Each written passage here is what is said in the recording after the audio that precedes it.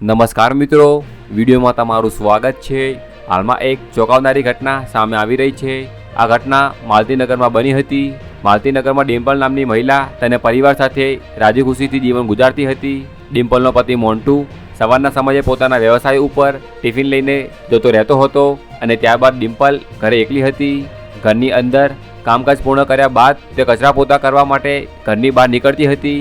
તે સમયે બહારના ઓટલા ઉપર જ્યારે કચરા પોતું કરતી ત્યારે સામેના ઘરમાં રહેતો ઉમેશ નામનો આ નરાધમ યુવક તેની ઉપર ખરાબ નજર બગાડતો હતો। સામેના મકાનમાં રહેતી આ દેખાવડી ભાભીને જોઈ નરાધમ ઉમેશનું મન ખરાબ થઈ ગયું હતું। એક દિવસ ઉમેશે બપોરના સમયે ડિમ્પલના ઘરે પ્રવેશી જઈને અડપલા કરવાની કોશિશ કરી હતી અને ઉમેશે ડરાવી ધમકાવીને મોતને ઘાટ ઉતારી દેવાની ધમકી આપી હતી અને ખૂબ જ ખરાબ કામ કરી નાખ્યું હતું અને ખરાબ હરકતો કરી ત્યાંથી ભાગી છૂટ્યો હતો। અને ત્યારબાદ ડિમ્પલ પોલીસ સ્ટેશન હાજર થઈ ગઈ હતી અને પડોશમાં રહેતા યુવક સામે ફરિયાદ નોંધાવી હતી। આ ઘટના બનતા જ આસપાસના લોકો સૌ ચકચાર પામી ગયા હતા। હાલમાં પોલીસે નરાધમ યુવકને પકડવાની કામગીરી હાથ ધરી છે।